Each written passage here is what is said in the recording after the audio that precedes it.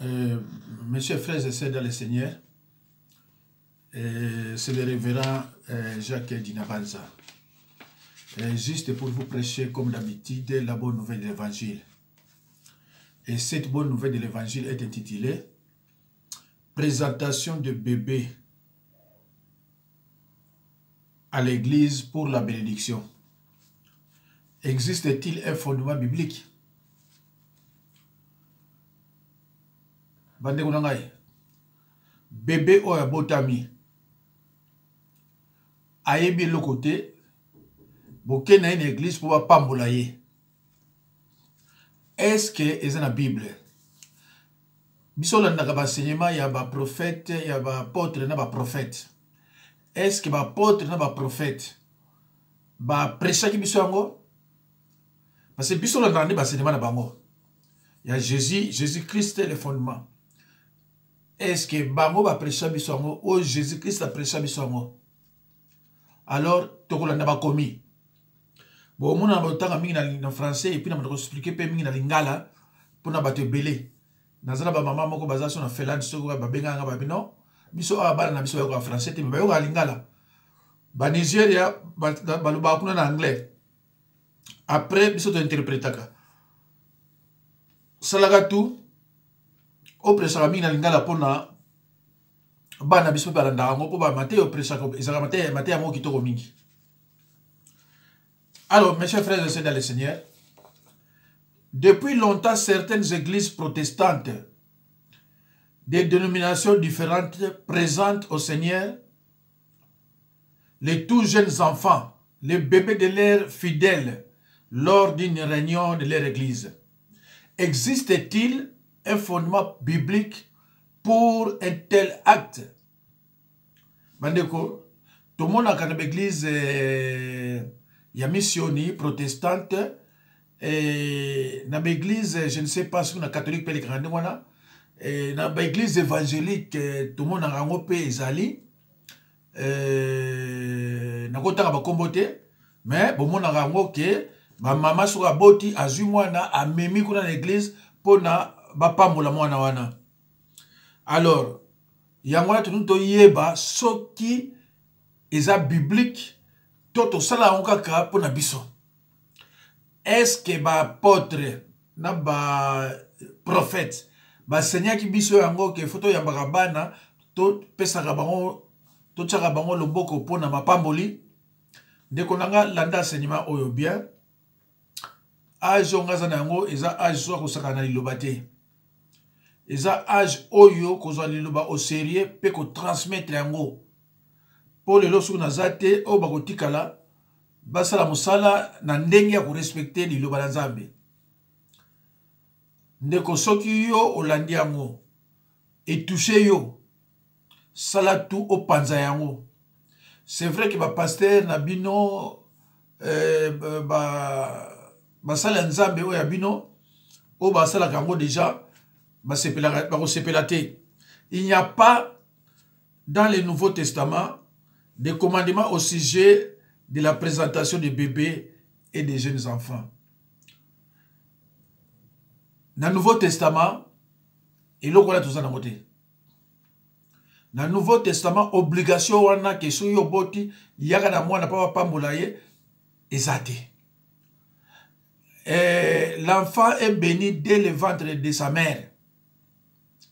Moi na ba pambola kaye eza déjà ma pamboli tango aza na zemi ya mama na ye na libumu ya mama na ye.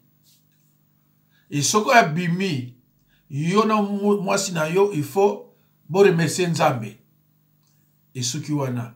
Mais tolobaka bo ete photo kende na ba verset biblique total la sur ba verset biblique nini eza ko permettre biso ko yambaka bana ko pambola ka bango. Parce que moi na sale le côté. Moi, je n'ai pas le côté. Bozo ke naïba pambola, aïbe le côté. Alors, cependant, nous avons au moins deux exemples de présentation de jeunes enfants qui ont été accomplis en accord avec la loi de Moïse. L'un dans l'Ancien Testament, 1 Samuel 1,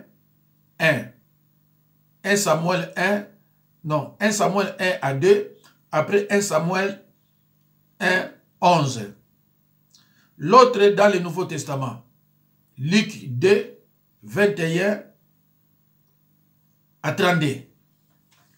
Tokotanga, ba verset oyo, Bible zolo banabiso, tozana ba présentation ya bana.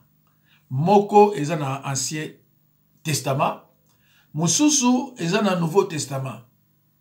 Mais pourquoi batu bako ke na bana te bataka bango loboko alors que moko eza na Ancien Testament, moko eza na Nouveau Testament. Alors total yango to bandana oyo ya Ancien Testament.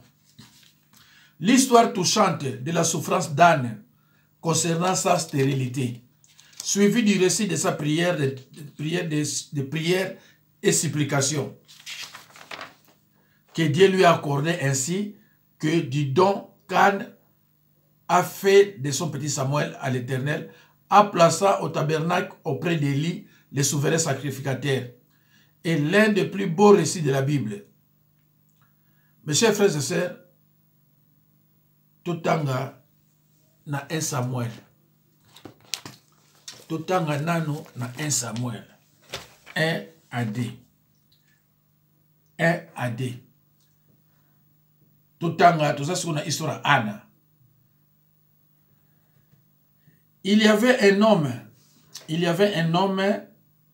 de Ramatam, Chofin, de la montagne d'Ephraïm, nommé Elkana, fils de Jéroham, fils de Luth, fils de Tohu, fils de Tuf, Ephratienne.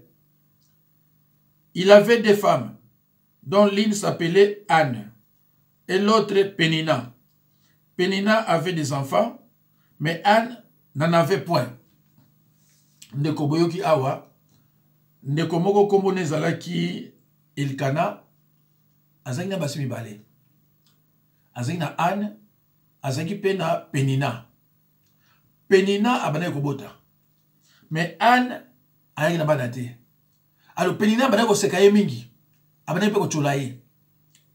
Alors toyoka sikoyo na 1 Samuel 1:11 balobini. Toyoka Anne azolbani. Toba dans la 10, 11.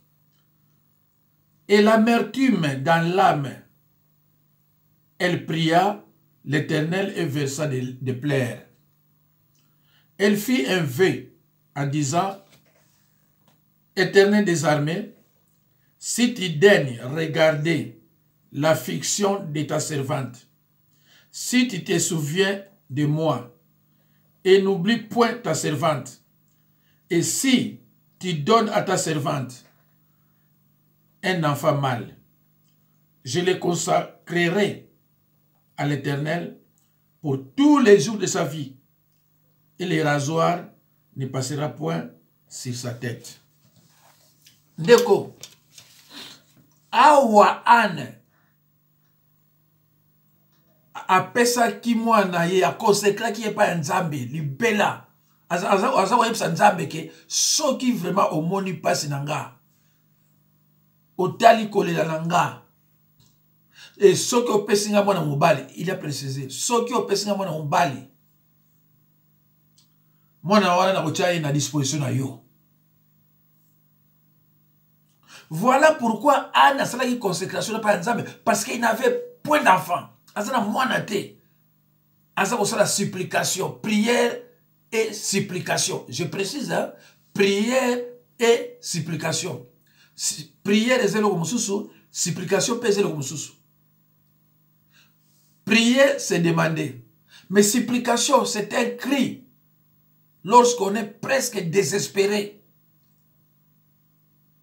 Un cri qui vient du cœur, désespéré, presque désespéré, qui vient du cœur. Que si Dieu n'agit pas, nous soit quoi agir les athées. Tala kolela langa. Supplication ça ko bondela. Supplication ça prière te. Yamabi prière et yamabi prière et supplication. Prière les comme supplication ça peut comme sous. Yabayo oyoki balobi il versa de pleurs, les larmes. Alors donc Anne, tout l'andabi Anne, soka tchaki mwana wana à disposition ya Nzambe. C'est parce qu'elle était stérile.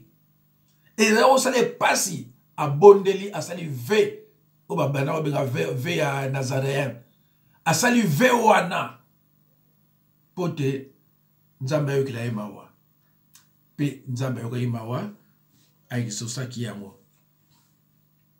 La pensée d'Anne était sans doute que son premier-né jouerait un grand rôle dans le plan de Dieu pour Israël, son peuple.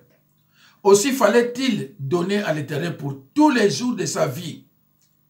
C'est là qu'Anne fit le vœu de Naziréa pour son fils. Voir nombre 6, 1 à 3. Si vous avez dans nombre 6, 1 à 3, au a vœu yango, il y a Naziréa, et ça la Bible.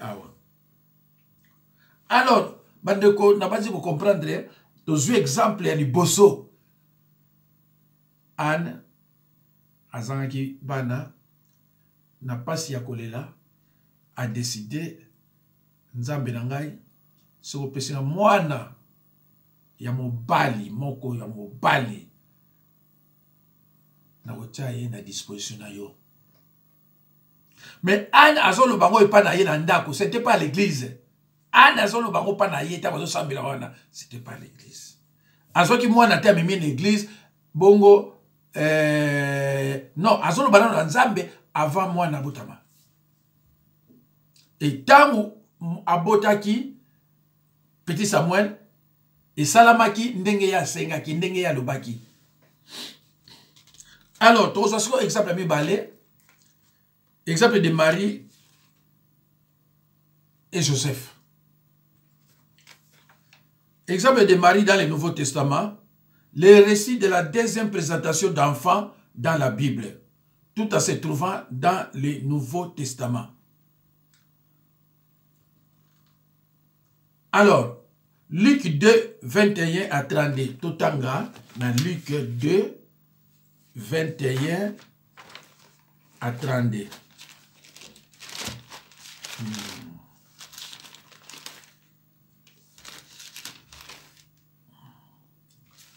Luc 2, voilà, 21 à 32. Bolanda naboke binyos badikonanga. Le 8e jour auquel l'enfant devait être circoncis étant arrivé,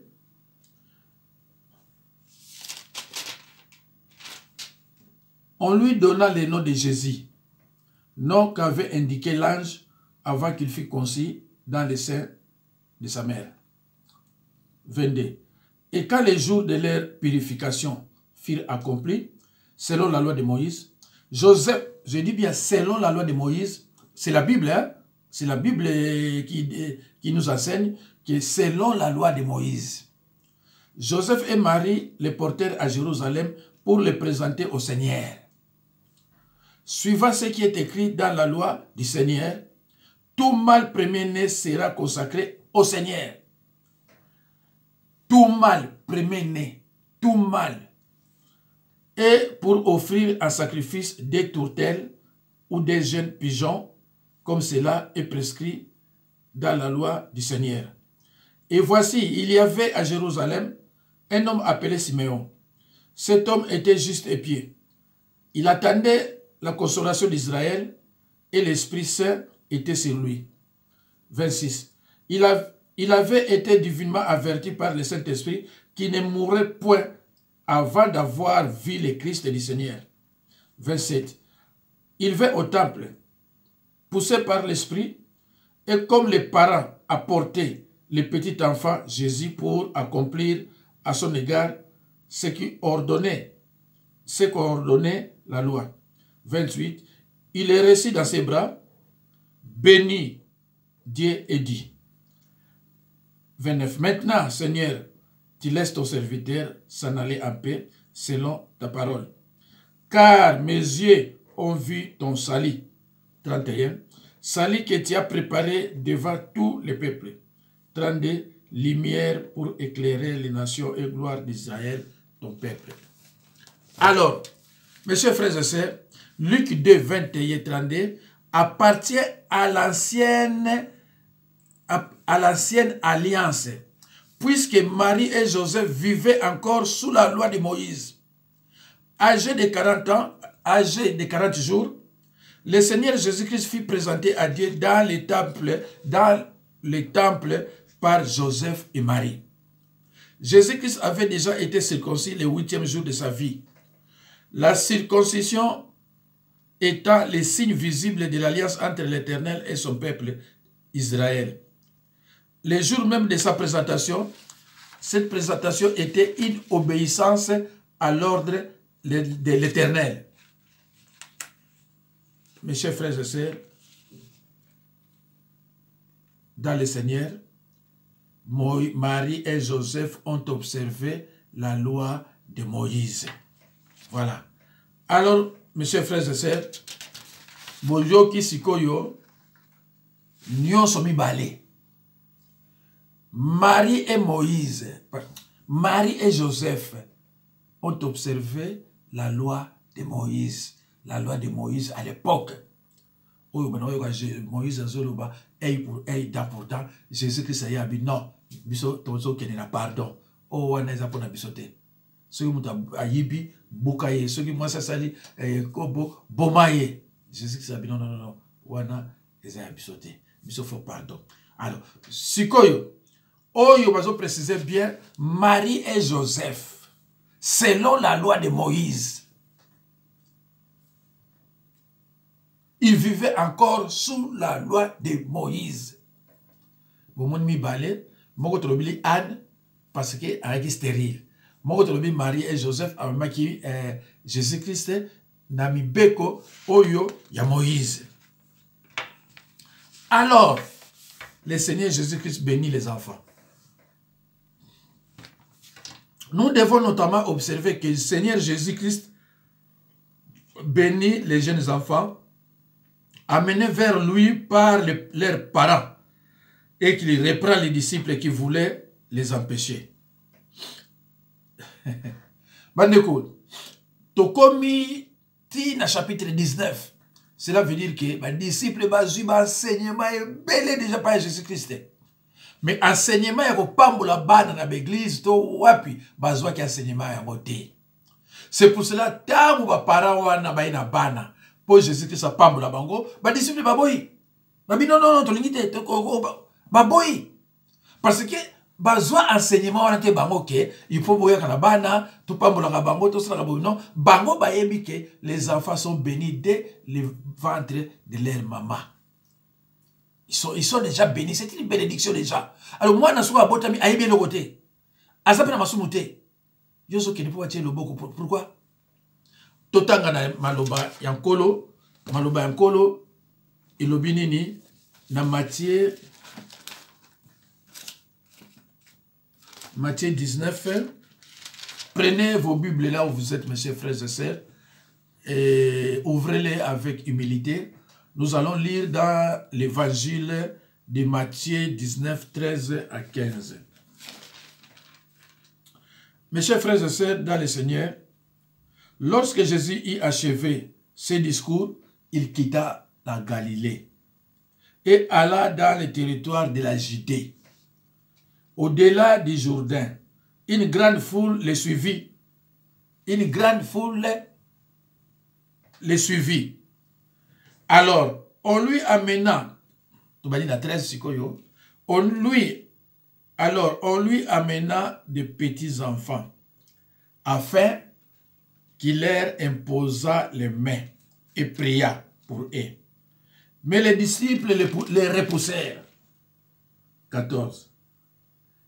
Et Jésus dit, laissez les petits enfants et ne les empêchez pas de venir à moi, car le royaume des cieux est pour ceux qui leur ressemblent. 15. Il leur imposa les mains et il partit de là.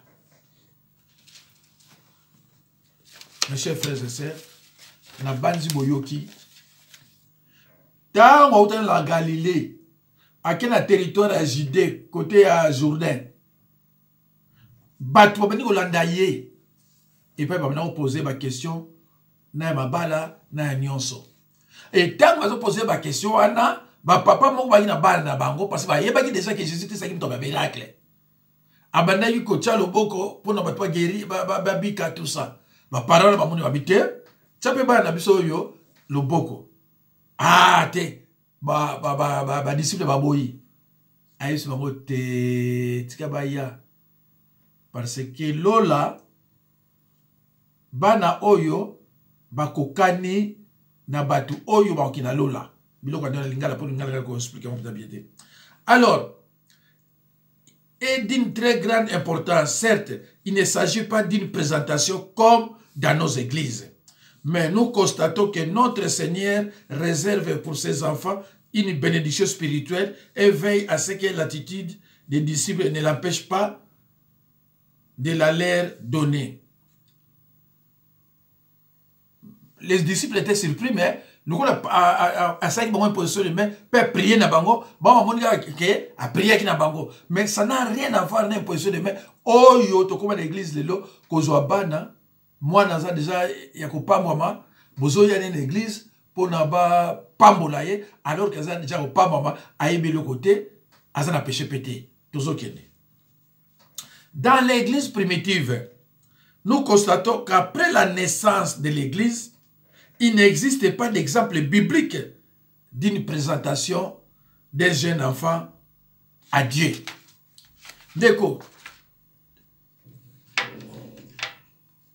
Tant que Paul, dans l'acte des apôtres, tant que Paul, dans l'église, dans Pierre, apôtre, dans fonder l'église, tout ça en référence à mon côté, que l'église d'Éphèse, que l'église de Corinthe, ba maman ba banako na bana pour basala bango imposition des mains. Tout un exemple mon côté dans l'acte des apôtres, dans 1 Tire 28. Et pas mon côté, oh bazoki bana bakina mon église à Jérusalem. Oh bakina mon église à Éphèse. Oh bakina mon église à Corinthe. Tous attendent un passage mon côté. Na bepitre pe nyonso. Balobeli en côté.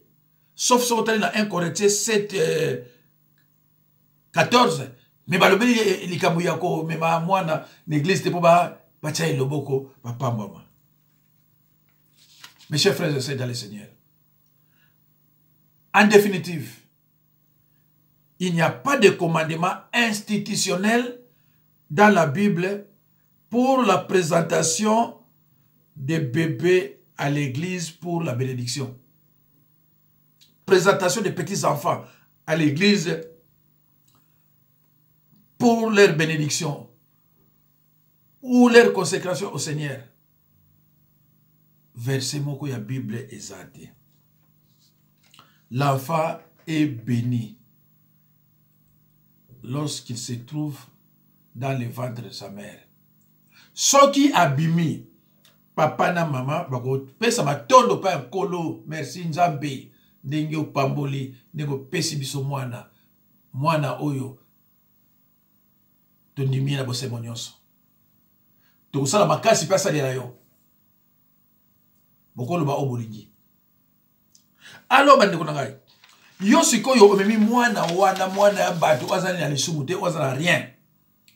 Yo memiye epa ya mukuna acha ilo boko. Mukuna nani?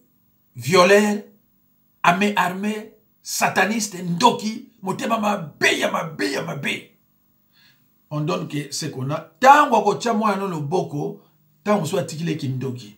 Tango so atikile makamuna yeye mabe mukuna.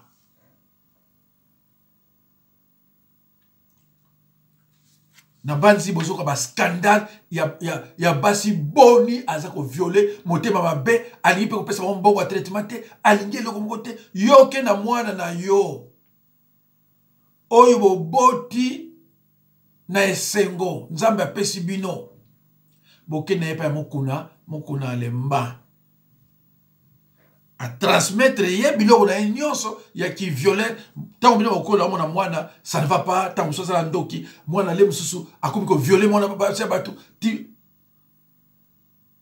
Bokina ni pona nini? Bokina ni pona nini?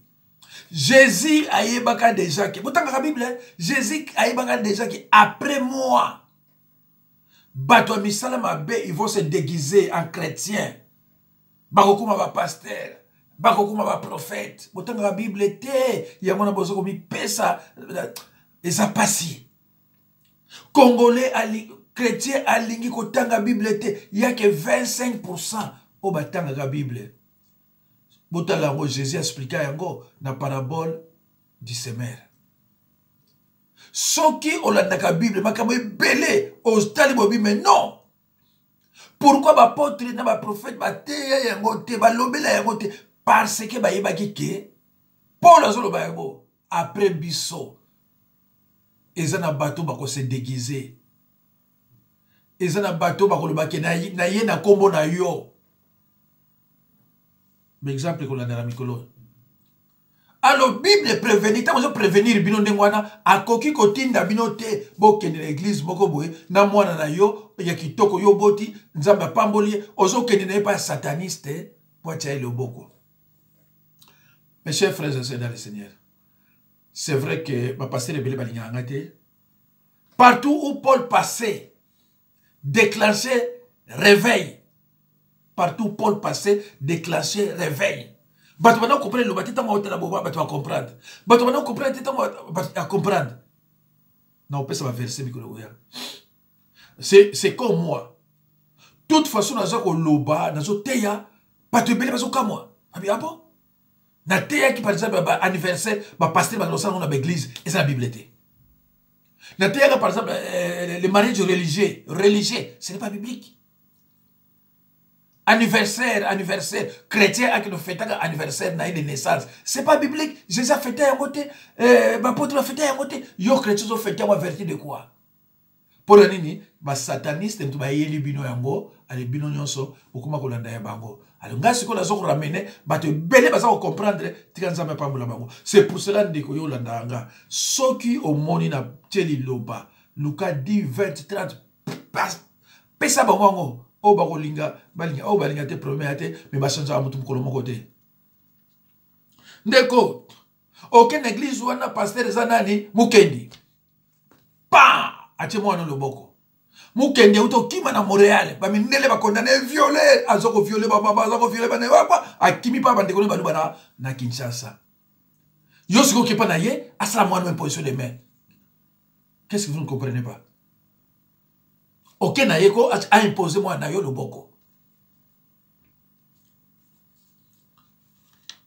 Ok, l'église, pasteur nani, pasteur chantre, Moïse Mbiye, Gege.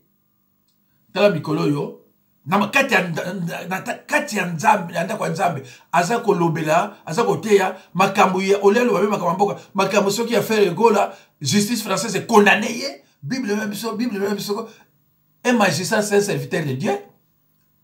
Yes, ko la camarade na sataniste, ale ye abandi ko lobelango na kati église. Eleki mikolo yo na kati église. Gege. Alo mutandengo wana. Tata na ya kufi, ye azamona muke ba pesi église parce que azamuta misala. Alo yosuko ke pa na ye, ay sala imposition de main ya mwana yo. Atikeliye. Ok, pas Roger Baka. Roger Baka, ça là, mission est ndenge na ndenge misama benaye. À côté ce comme na aner pour okanisa la bato. Ayaki attaque évangéliste. À ça la cours biblique était à sali université ya cours biblique. Côté ya naïba faute na ba faute. A comment ce yo attaque évangéliste a comme prophète. Yo ke pa na ye allez. Imposition de main ya mwana yo. Okolela. Ofandi okepa nani okepa makalanga ini sirene acha mwana loboko ini sirene acha mwana loboko akotika nini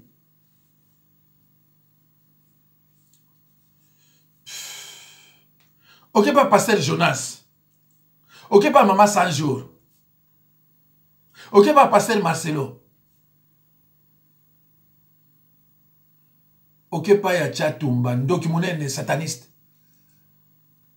Après, on a retiré. Ok, pas pasteur Kassamba, ce Kassamba, sataniste. Azana 27, 23 enfants et plus de 10 femmes. Plus de 10 femmes. Allez, ok, pas naïe. Asa la imposition. Et à moi, naïo pour la bénédiction. Moutouande mwana. Azo sa bénédiction. Asa la 10 femmes. Alors, bien, asa pasteur. Tanyonso, asa la moisi. Tanyonso, asa la moisi. Asa la tango tanga bibliothèque. Allez, yo, pas ce que moi, naïo. A tirer le boko. Mes chers frères et sœurs dans le Seigneur, merci. Na suki on nzamba pambo na bino. Ba oyo ba kendeke na bana. Mwana noza bébé. Soko yoka yoka. Soko yoka te. Ngana sila lobby. Eza message à nzambe. En tout cas.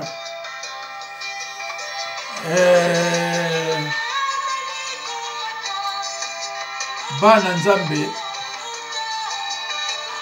Bino batu bolandinga na boke binyonso. Nzambe apambola bino. Partagez vidéo oyo. Partagez vidéo oyo. Na kombo na Yesu. Partagez yango. Kozala motema mabe te. Partagez vidéo oyo. Ba oyo baza na ignorance. Ba bima na ignorance. Mon peuple est détruit parce qu'il lui manque la connaissance. Chers frères et sœurs, ceux qui nga mosala na nzambe na lumi partager. Au partager en côté. C'est que ça me tient ma vie. Ce que ça me tient ma moi dans Nzambe. Partager en au sauver pe baninga. Oyo bana na bango ba be bana nzela église. Oyo bana na bango basala bango ba position de main na bandoki na ba sataniste. Après oyo vidéo musu ezolanda. Nzambe apambola bino. Apesa bino intelligence na sagesse. Surtout courage. Ya kolinga kotanga ka Bible pe prière nyonso. Merci beaucoup. Merci, merci, merci. Au revoir et à la prochaine occasion. Merci.